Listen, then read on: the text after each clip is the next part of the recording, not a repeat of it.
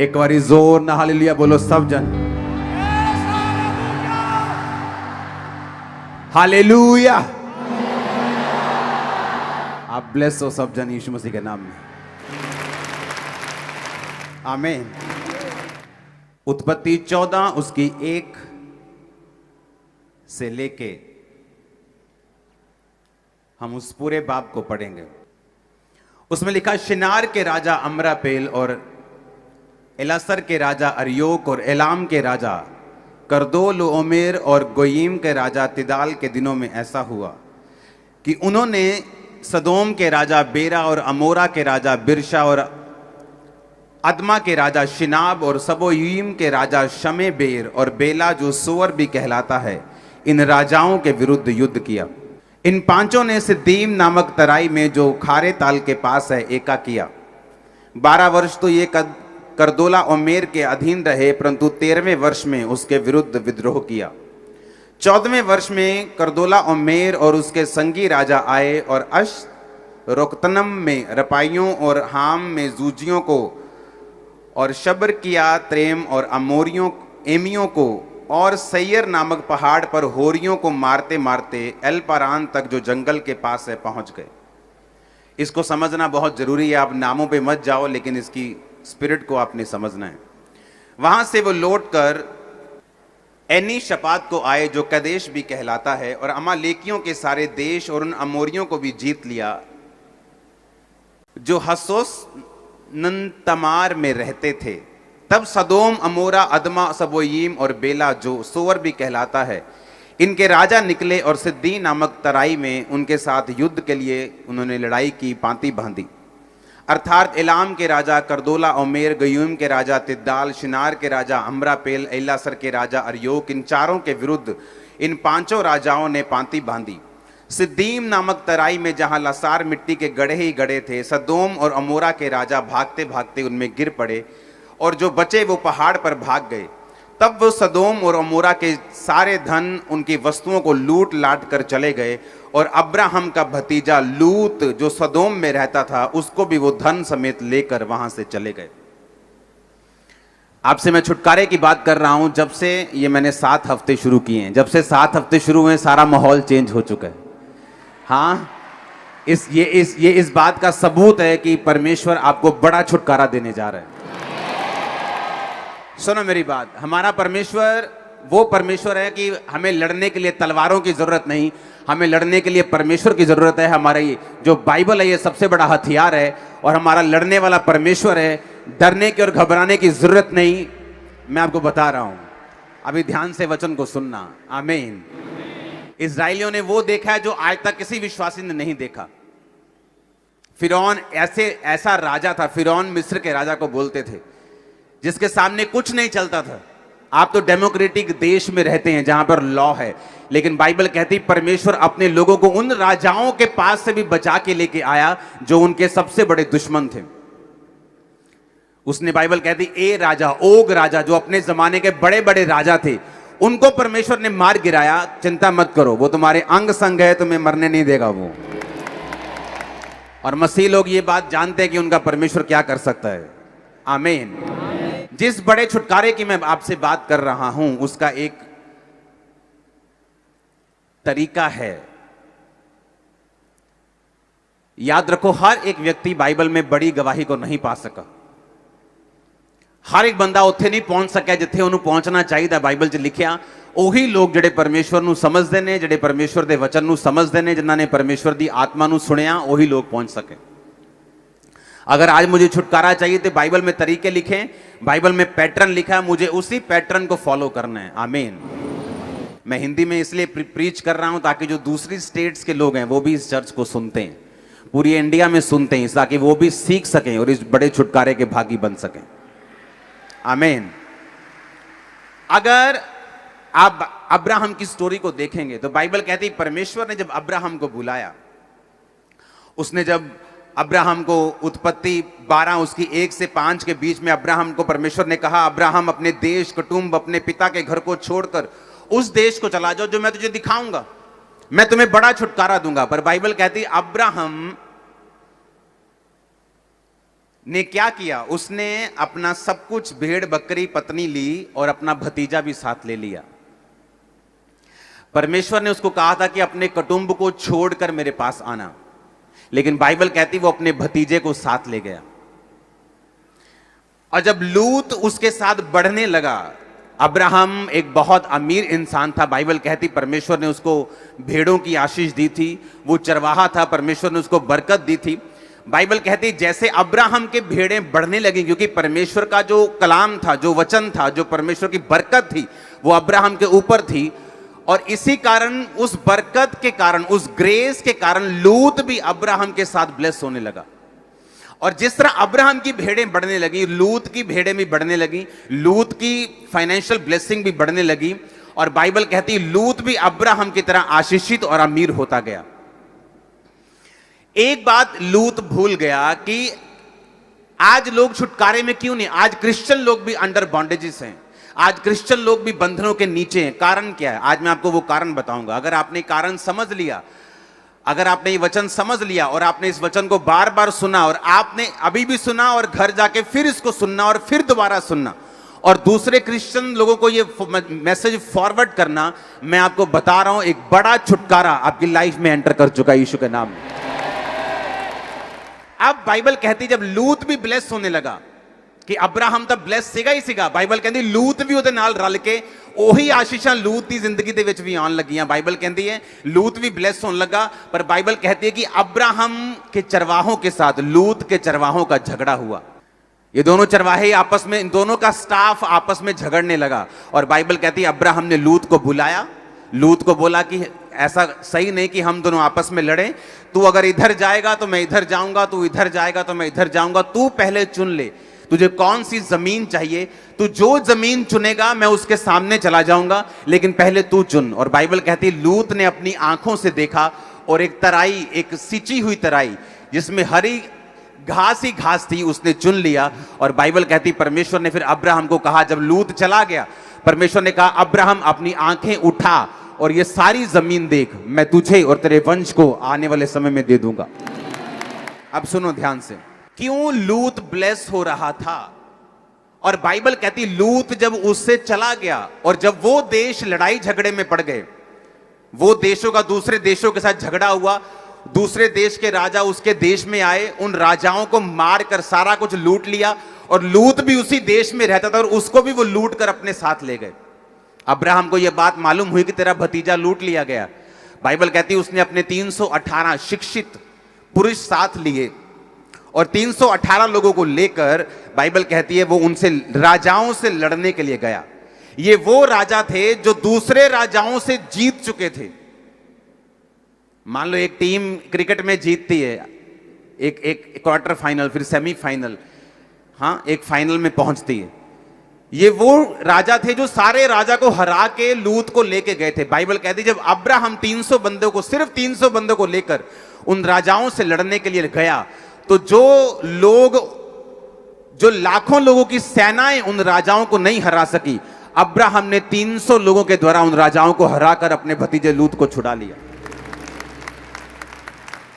और फिर क्या हुआ? लूत को फिर भी समझ नहीं आई कि मेरी लाइफ के ऊपर जो ब्लेसिंग्स हैं, जो कवरिंग है, जो आशीष है, वो मेरी वजह से नहीं, वो अब्राहम की वजह से है। क्यों? क्योंकि अब्राहम एक नॉर्मल इंसान नहीं है, अब्राहम एक नॉर्मल विश्वासी नहीं है। अब्राहम एक परमेश्वर का चुना हुआ एक अगुआ है, जिसके जरिए परमेश्वर अपनी महिमा को प्रकट करना चाहता है और जिसके जरिए परमेश्वर अपनी योजना को अपने इजरायली लोगों के ऊपर लेके आना चाहता है, जिसके द्वारा परमेश्वर आने वाले समय में वंशों तक अपनी महिमा को प्रकट करेगा। अब्राहम उस किस्म का इंसान है। अब मेरी बात को ध्यान से समझना, परमेश्वर पक्षपात नहीं करता। ऐसा नहीं कि वो लूत से ज्यादा प्यार करता है, कम प्यार करता है, और अब्राहम से ज्यादा प्यार करता है। तो दोनों इंसान, दोनों परमेश्वर ने लहू से मांस से बनाए, दोनों परमेश्वर ने अपनी आत्मा से सिरजे। लेकिन ऐसा क्यों कि परमेश्वर अब्राहम से ज्यादा प्यार करता है और लूत से नहीं? इसका रीजन है बहुत बड़ा। परमेश्वर इस धरती पर जो कुछ भी करता है उसका एक मकसद है। परमेश्वर ने पौलुस को चुना। परमेश्वर ने कहा पौलुस, अन्य जातियां तेरे द्वारा मसीह में आएंगी, अन्य जातियों को मैं मसीह में तुम्हारे द्वारा खींचूंगा। पौलुस कह सकता था परमेश्वर, मैं एक बड़ा पढ़ा लिखा, उस टाइम के बेस्ट स्कूल में पढ़ा हुआ, यहूदियों में बड़ा मान सम्मान रखने वाला इंसान बोल सकता था कि परमेश्वर, अगर तू मुझे यहूदियों में इस्तेमाल करेगा तो मैं ज्यादा इस्तेमाल हो सकता हूं, क्योंकि ये लोग मेरी पावर को, मेरी हैसियत को जानते हैं। लेकिन परमेश्वर ने कहा ना बल से ना शक्ति से, पर मैं जिसको भी इस्तेमाल करूंगा अपनी आत्मा के द्वारा करूंगा। परमेश्वर ने कहा मैं इन पढ़े लिखे लोगों में एक अनपढ़ पतरस को इस्तेमाल करूंगा और अन्य जातियां जो तुझे नहीं जानती मैं तुझे इस्तेमाल करूंगा। अब हुआ क्या? अब परमेश्वर ने पौलुस को चुन लिया कि पौलुस तो मेरे काम करेगा, अन्य जातियों को मेरी महिमा सिखाएगा। पौलुस कौन था? एक विरोधी, जगह जगह पे बांधने वाला, विश्वासियों को मारने वाला, विश्वासियों को तोड़ने वाला एक विरोधी। किसी के बोलने से मत डरना कलीसिया, जब परमेश्वर गिराने में आता है 2 सेकंड लगते हैं। परमेश्वर ने बार बार बाइबल में लिखा, उनका मुंह देख के तुम घबराना मत, तुम्हारा मन कच्चा ना हो। जब परमेश्वर की लाठी लगती है ना, 2 सेकंड लगते हैं बड़े बड़े सुरमाओं को गिरने में। आमीन। अब आपको बात समझनी है। बाइबल कहती है जब पौलुस गया अपने मिशन को लेके, कि मेरा मिशन है अन्य जातियों को तक परमेश्वर के काम को लेके जाना। पौलुस ये बात जानता था कि मसीहियत धर्म बदलना नहीं, मसीहियत जीवन बदलना है। मसीहियत परमेश्वर में आना है, मसीहियत पाप के लिए मरना और मसीह के लिए जी उठना है। उसने प्रचार करना शुरू किया। अब जो जो कलीसियाएं पौलुस का साथ देती रहीं, बाइबल कहती है वो कलीसियाएं ज्यादा आशीषित रहीं उन कलीसियाओं से जो किसी भी मिशन में किसी भी पास्टर के साथ नहीं थी। अब मेरी बात को ध्यान से समझना।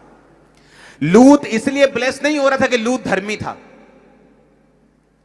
लूत इसीलिए आशीषित हो रहा था कि अब्राहम के ऊपर परमेश्वर का प्लान था और लूत अब्राहम के जस्ट साथ था और लूत आशीषित होता जा रहा था।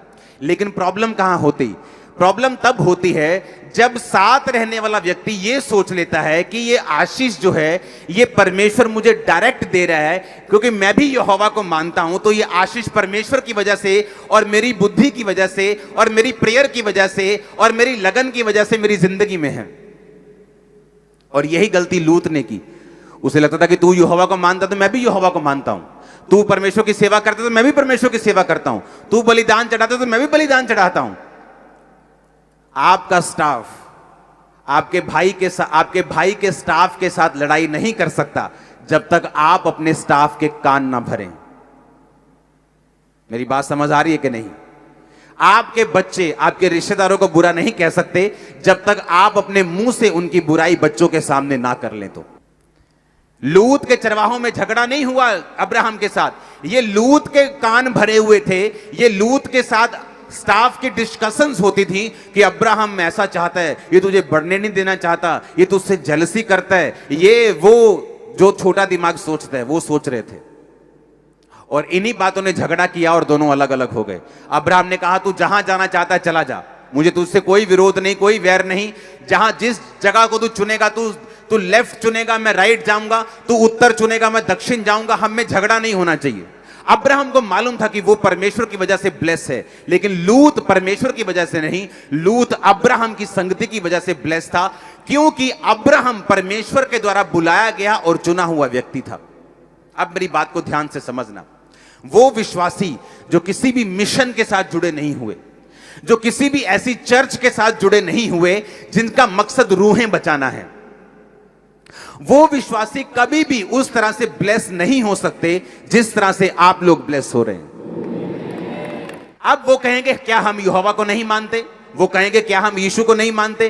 क्या हमने बपतिस्मा नहीं लिया? क्या हम परमेश्वर से प्यार नहीं करते? क्या हम टाइथ नहीं देते? ये बातें अलग हैं, लेकिन बाइबल कहती है इस धरती पे मेरा चुना जाना और आपका चुना जाना एक मकसद के तहत है। और जब आप मकसद वाले लोगों के साथ जुड़ जाते हैं और उनके विजन्स के साथ खड़े हो जाते हैं, आप पर वो ब्लेसिंग आती हैं जो उन्हीं लोगों के ऊपर है जिनके पीछे आप चल रहे हैं।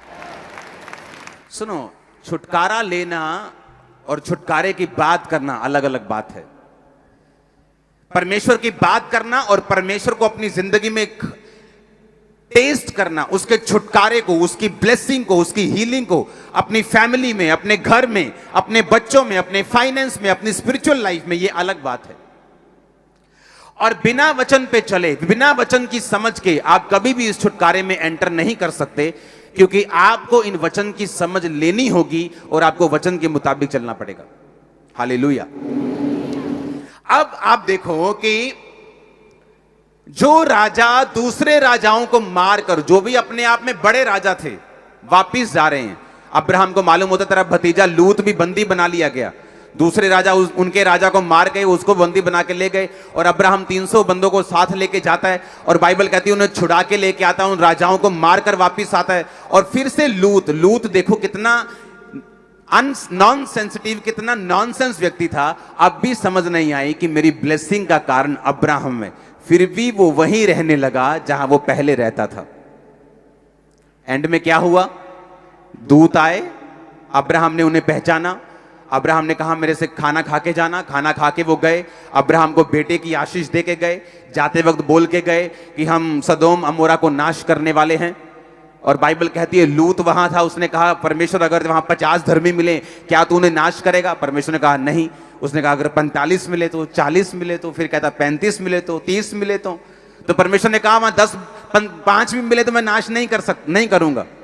और बाइबल कहती वो दूत लूत के घर में गए और लूत को बोला हम इसे नाश करने वाले हैं, बाहर निकला तो सिर्फ लूत बचा और उसकी बेटियां बची। उसकी पत्नी भी नमक का खंबा बन गई। जो कुछ लूत ने कमाया था सब कुछ वहीं छूट गया। और फिर लूत को समझ आई कि मेरी लाइफ में ब्लेसिंग एक मिशन के कारण थी, मेरे कारण नहीं थी। अगर वो लूत के कारण होती तो लूत की जिंदगी में वो आशीष बनी रहती। मैंने लोगों को देखा है पास्टरों के साथ जुड़ के ब्लेसिंग लेते हुए, जब गाते थे वो सामर्थ उतरती, जब बोलते सामर्थ उतरती, लेकिन जब उस मिशन से वो हट जाते थे सब कुछ परमेश्वर छीन लेता था वो चीजें। अब वही चीज वो करते थे लेकिन लोगों को सामर्थ्य महसूस नहीं होती थी।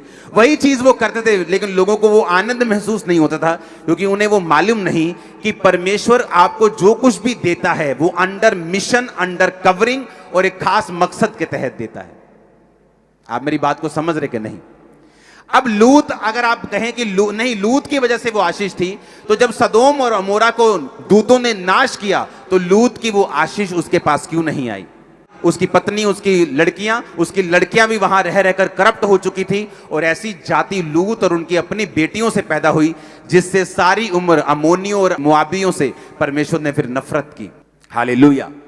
कितना खतरनाक है एक व्यक्ति का रूहें बचाने वाले लोगों के साथ ना जुड़ना, जो क्रिश्चियन है, जो मसीह में है, जो ये जानता है कि आपका प्राइम मकसद, यीशु मसीह ने जाने से पहले, स्वर्ग चढ़ने से पहले क्या कहा था? सब जातियों को चेला बनाओ, उन्हें बाप बेटा पवित्र आत्मा के नाम में बपतिस्मा दो, और देखो जगत के अंत तक मैं तुम्हारे साथ हूं।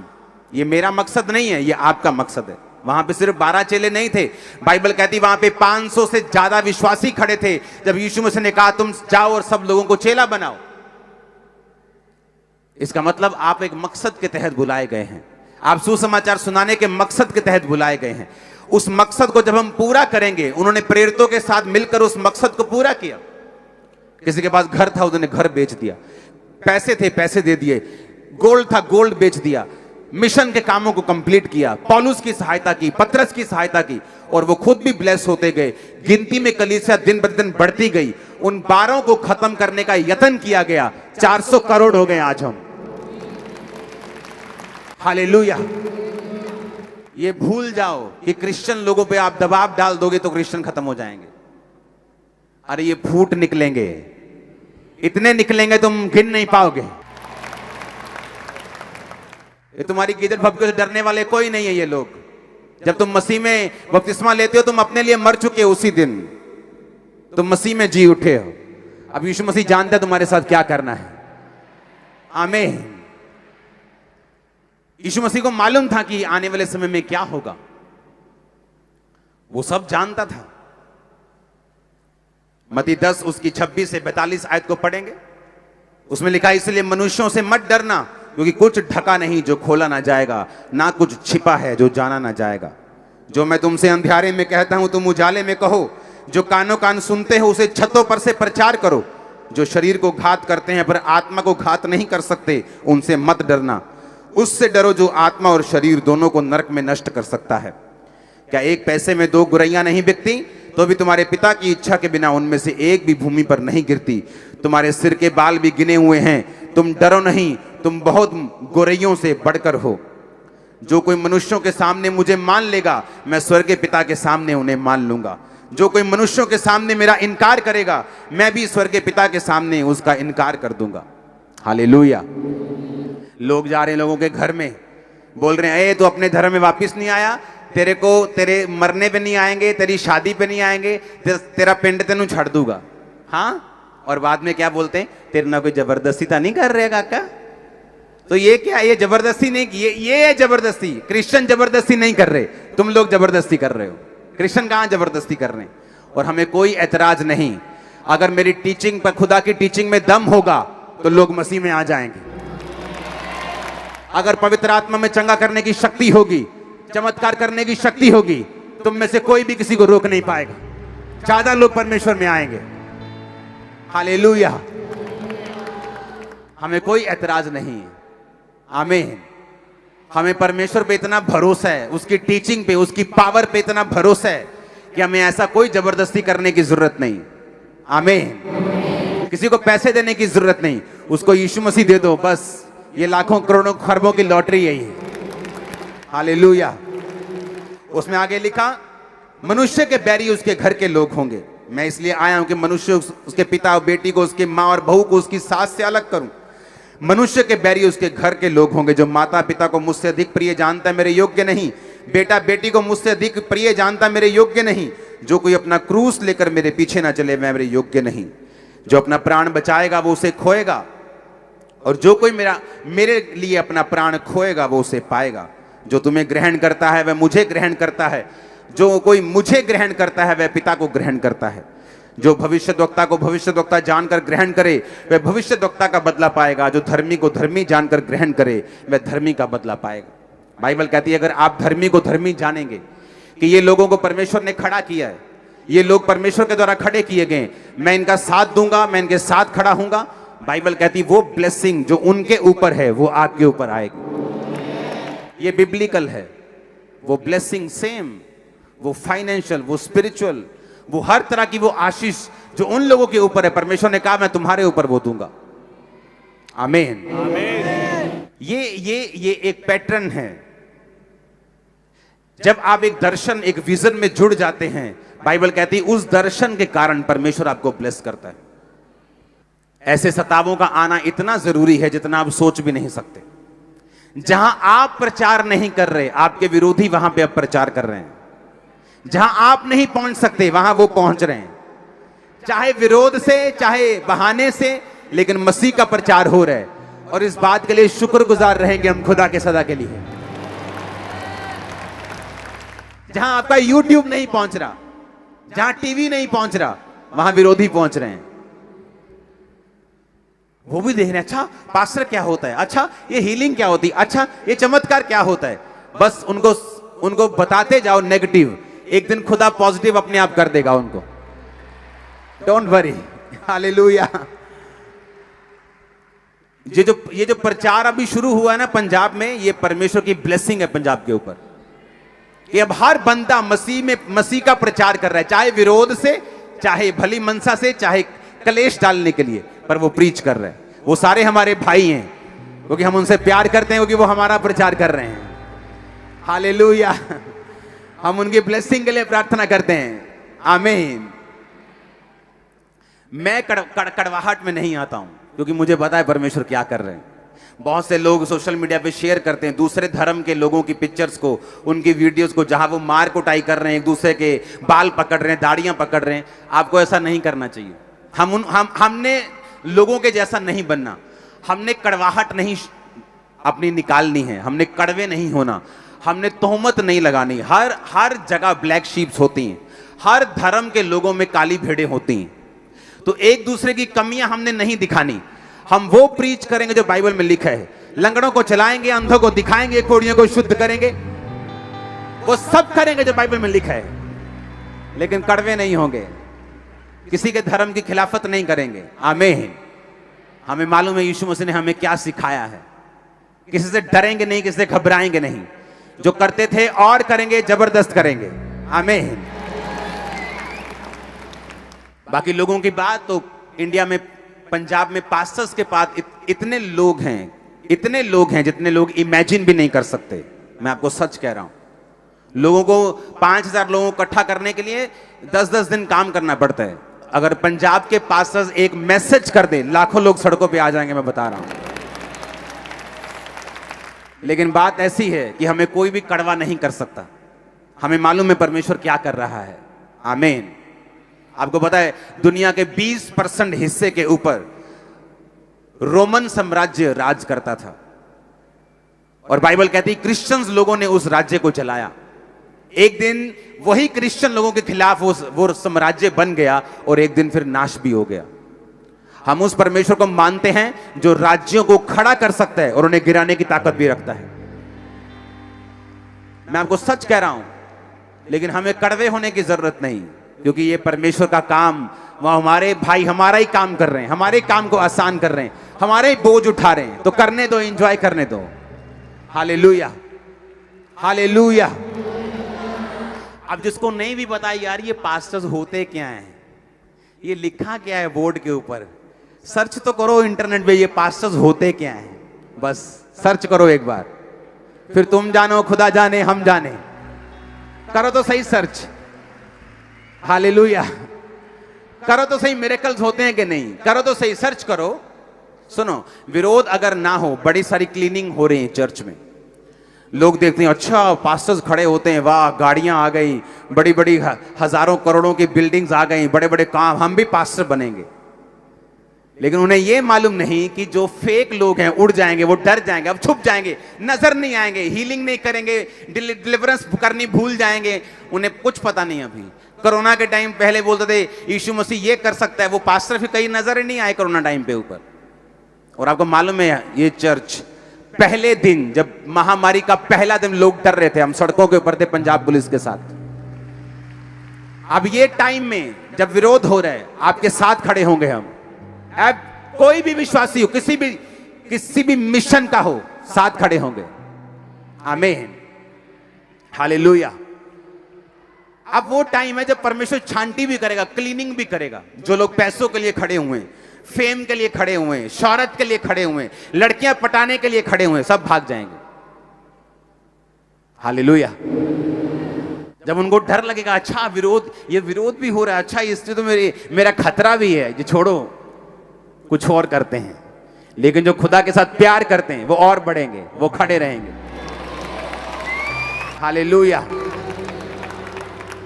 जो पास्टर्स अपनी सेवा कर रहे हैं, उनको आजकल दिक्कत आ रही है कि उनके पास सर्टिफिकेट नहीं है। तो मिशन स्ट्रॉन्ग शेफर्ड नाम की एक संस्था को रजिस्टर्ड कर दिया गया, जो आपको सर्टिफिकेट देगी। जितने पास्टर्स हैं, खुल के सेवा करोगे तुम लोग। वो रजिस्टर्ड हो चुकी हैं, और जो एक्शन कमेटी है वो अंडर रजिस्ट्रेशन चल रही है, उसकी एक हफ्ते में अनाउंसमेंट होगी। और जो मिशन स्ट्रॉन्ग शेफर्ड है वो रजिस्टर्ड हो चुकी है। उसमें जितने पास्टर्स के पास सर्टिफिकेट नहीं है, पूरे इंडिया में जहां से भी उनको कोर्स कराया जाएगा, वो ऑनलाइन कोर्स करेंगे, पास्टर की ट्रेनिंग लेंगे, ऑर्डिनेशन सर्टिफिकेट लेंगे, खुल के सेवा करेंगे, जहां मर्जी खड़े हो जाएं, कोई दिक्कत, कोई चैलेंज नहीं कर सकता। हर चीज पे काम हो रहा है, एक एक चीज पे। अगर मैं थर्सडे संडे यहां नहीं था तो एक एक चीज पे मैं काम कर रहा हूं, एक एक चीज पे जो पंजाब में चल रही है, इंडिया में चल रही है। Don't worry, don't worry. आपने शायद वो दिन नहीं देखे जो पुराने टाइम में जो हमने देखे हैं, मसीह में जब विरोध होता था, वो हमने जीता है, ये भी जीतेंगे। Don't worry. Mission strong shepherd अब बहुत जल्दी शायद बड़ी मीटिंग्स में अनाउंस हो जाएगा। तो अगले 15-20 दिनों में बहुत सारी अनाउंसमेंट्स हो जाएंगी, बहुत सारी चीजों पर काम होने शुरू हो जाएंगे। एक बात मैं आपको बताना चाहता हूं, खामरा चर्च पहले से सिक्योर है। जितने हमारे 3.5 लाख मेंबर्स हैं, खामरा चर्च को किसी भी कमेटी की जरूरत नहीं। हम अपने आप में कमेटी काम कर रहे हैं। और मैं हैरान हूं, जो पास्टर जिनकी चर्च छोटी चर्चेस हैं, ये उनके लिए है। तो मेक श्योर आप आप इस कमेटी के ऊपर फालतू का प्रेशर या फालतू के कमेंट्स इस पे ना करें। हुन एक थे जी, हुन एक काम, ए वाला काम क्यों नहीं यार, तुम्हारे खरीदे हुए नहीं है, हम लोगों को तुम तनख्वाह नहीं देते हो, हम लोग तुम्हारे कर्जदार नहीं हैं, हम प्रेम से खड़े हुए हैं भाइयों के बोझ के कारण। हमने कोई सीटें नहीं लेनी एमएलए की, ये कमेटी खड़ी करके हम सीटें ले लेंगे। हमने कुछ भी लेना हो तो हम अपने आप में इनफ है, सब कुछ ले सकते हैं, तो हमें कमेटियां कमोटियों की कोई जरूरत नहीं है। ये उन पास्टर्स के लिए हैं जिनके पास चर्चिस नहीं है, ये उन पास्टर्स के लिए हैं जिनको सिक्योरिटी की जरूरत है। पिछले दिनों में पास्टर्स पे हमला हुआ, एक्शन कमेटी वहां पहुंची, उसका इलाज करवाया, उसको बोला कि कितना तेरा खर्चा महीने का, उसके घर में खर्चा भेजा उतने महीने का, भेजते जाएंगे जब तक वो ठीक नहीं होता।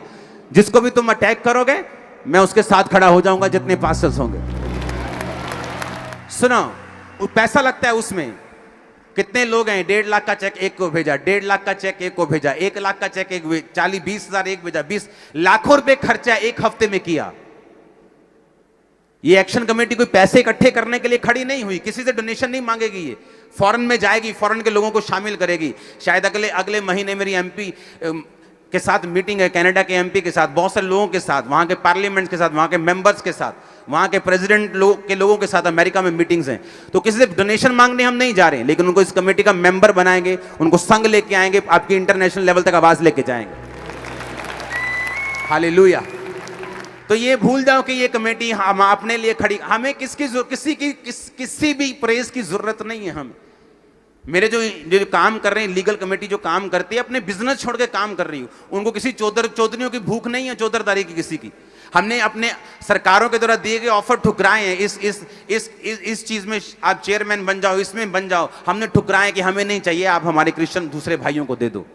तो हमें ये ना, तो हमें मशहूर होने का चक्कर, हम पहले से मशहूर हैं, ना पैसे का हमारे पास पहले ही पैसा है, ना किसी चीज का, ना किसी एमएलए की कुर्सियों का, ना हमें किसी चीज का, ना सुनो पास्टर्स जोड़ने का भी मुझे लालच नहीं कि पास्टरों का प्रधान बन जाऊं, इसलिए मैंने इस कमेटी का कोई मैंने मेंबरशिप नहीं ली। मैं इसको गाइड करूंगा, इसके साथ जुड़ा रहूंगा, सारी दुनिया के लोगों को इस कमेटी में शामिल करूंगा। आमीन। और लेकिन कोई डोनेशन मांगने नहीं जाएगी ये कमेटी, ये आप लोगों के लिए काम कर रही है। और मुझे पास्टर्स की भी भूख नहीं है कि मैं पास्टर्स को इकट्ठा करूं। इस चर्च के 2000 पास्टर्स हैं जो मेंटरशिप के नीचे हैं, 516 पास्टर मेरी मेंटरशिप के नीचे हैं, और जो मेरी मेंटरशिप के नीचे पास्टर्स हैं उनके एक के नीचे 60 70 पास्टर्स हैं।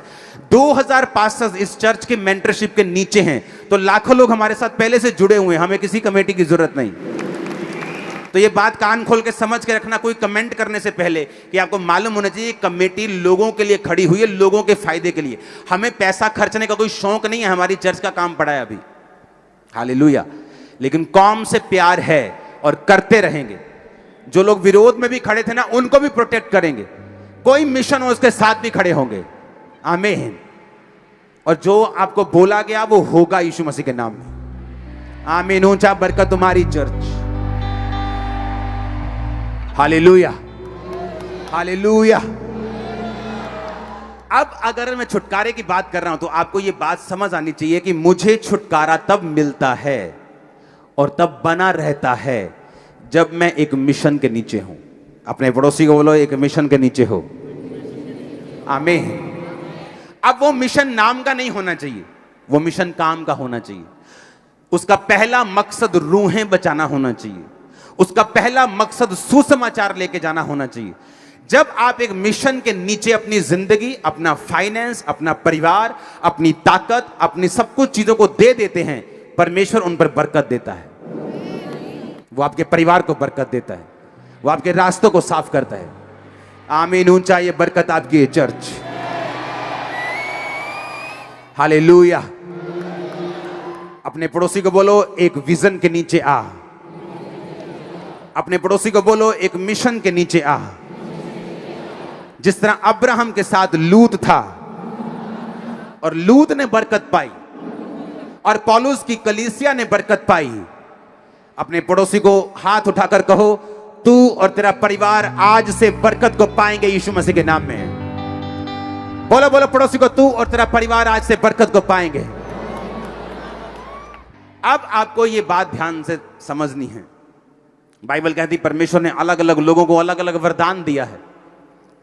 जब मैं एक्शन कमेटी की कॉल करूंगा तो बहुत से लोगों की मुझे जरूरत पड़ेगी जो उसके टेक्निकली उसके उस सॉफ्टवेयर को, उन चीजों को संभाल सके। आप में से लोग आएंगे, मुझे मालूम है। जब अलग अलग सेवा होगी, जब फाइनेंस की जरूरत होगी तो आप में से लोग उठते हैं जो फाइनेंस को बोते हैं। जब दरी बिछाने का टाइम है, आप ही लोग बिछाते हैं। बाइबल कहती जिसके पास जो वरदान है वो उस मिशन में लगाए। अगर उस वरदान को वो परमेश्वर के मिशन में नहीं लगाता, बाइबल कहती है वो अपनी आशीषों को एक दिन गवा देगा। क्योंकि बाइबल कहती है तुम जितने मर्जी यहोवा को मानने वाले हो, लेकिन परमेश्वर अपने वचन के बाहर कभी भी काम नहीं करता। लूत को एक बार समझ नहीं आई, उसे लगता था कि मेरी वजह से ब्लेसिंग है, वहां चला गया, राजा लूट के ले गए। तब भी दिमाग में नहीं आई कि अगर परमेश्वर मेरे साथ होता तो राजा मुझे लूट कर नहीं लेके जाते। फिर भी समझ नहीं आई, वापिस वहीं चला गया, फिर वहीं रहा, और कुछ साल के बाद वो नाश हो गया, वो देश ही नाश हो गया। परमेश्वर ने उसे नाश कर दिया। और अंत क्या हुआ कि उसकी बेटियों के द्वारा अम्मोनी, मोआबी ऐसी जाति पैदा हुई जो परमेश्वर की हजूरी में नहीं आ पाते थे। परमेश्वर ने अपनी हजूरी में आना मना कर दिया था। वो पापी जाति पैदा हुई, परमेश्वर उनसे नफरत करता था। मेक श्योर जो दर्शन परमेश्वर ने आपको दिया है, जो सेवकाई परमेश्वर ने आपको दी है, जो अगुवे परमेश्वर ने आपको दिए हैं, अपनी हर गिफ्ट से, अपनी हर ताकत से उनके साथ खड़े होना है। यह आपकी बरकत का कारण होगा, यह आपकी ब्लेसिंग का कारण होगा। Hallelujah, hallelujah. और इसीलिए परमेश्वर ऐसे सिस्टम दे रहा है कि दूसरे पास्टर्स भी इन चीजों में अब शामिल हो सकें, दूसरे पास्टर्स भी सेवकाइयों में शामिल हो सकें, वो भी अंडर कवरिंग में आए और अंडर कवरिंग रह के काम करें, ताकि परमेश्वर उनको बरकत दे सके, उनको सुरक्षित रख सके। क्योंकि हर एक के ऊपर मेंटर का मसा नहीं है, हर एक व्यक्ति के ऊपर अब्राहम का मसा नहीं है, हर एक व्यक्ति के ऊपर मूसा के जैसा मसा नहीं है। हर एक व्यक्ति को परमेश्वर ने अलग अलग तरीके से और अलग अलग मकसद से चुना है। कितनों को मेरी बातें समझ आ रही हैं? मेरा बिलीव है आज से आपका परिवार बरकत को पाएंगे। मेरा बिलीव है आज से आपका परिवार और आप बरकत को पाएंगे। मेरा बिलीव है आज से आप और आपके परिवार के ऊपर पवित्र आत्मा उतरेगा और पवित्र आत्मा से आप भरेंगे। मेरा बिलीव है वरदानों के साथ आप भरेंगे यीशु मसीह के नाम में। मेरा बिलीव है आप बड़े बड़े कार्य परमेश्वर आपके द्वारा करेंगे यीशु मसीह के सामर्थी नाम में। आमीन हो जाए ये बरकत तुम्हारी ये चर्च।